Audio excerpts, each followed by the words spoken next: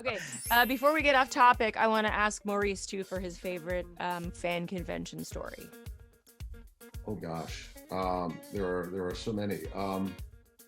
But like you, I think the one that stands out to me the most was very early on in my con life.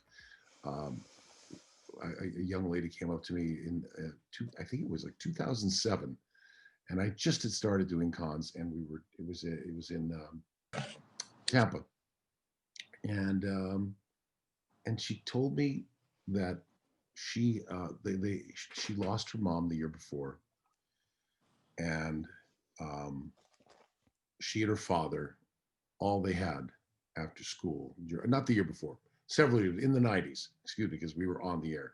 And she said, my father and I didn't speak for a year, not because we were mad at each other. We just didn't, we were so grief stricken that we just did everything on autopilot. We cooked, we made food, we sat down, we didn't talk.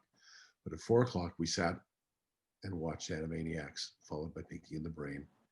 And we laughed our asses off, and that was our oasis in the day. And we, from Monday to Friday for the entire year after our mother died, you guys saved us from just being in terminal grief.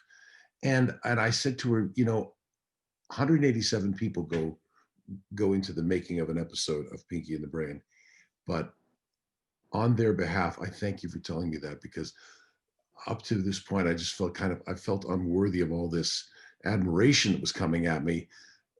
I thought I'm just an actor. I'm just doing a job. But when you tell me that it affects you to that degree, I'm honored to know that something I did saved your sanity.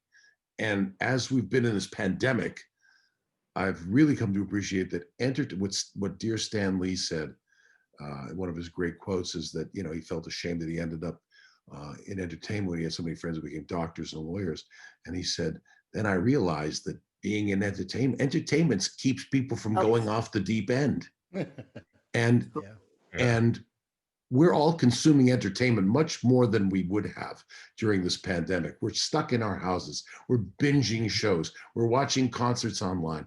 Entertainment is keeping us from going nuts. So now I almost feel like an essential worker, and I want my vaccine now. Oh, Mosey, I love that story. Thanks for sharing that story. There Yeah. are so many stories that like really touch us, and like you said, I think our predecessors didn't know how beloved they were because there was no internet.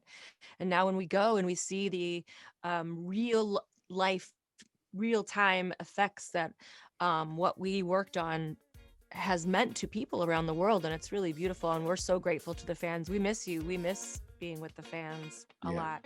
Set sail with us on The Shipper Show. Find us where you find your favorite podcast. Because we's all about the love, yo. We's all about the love.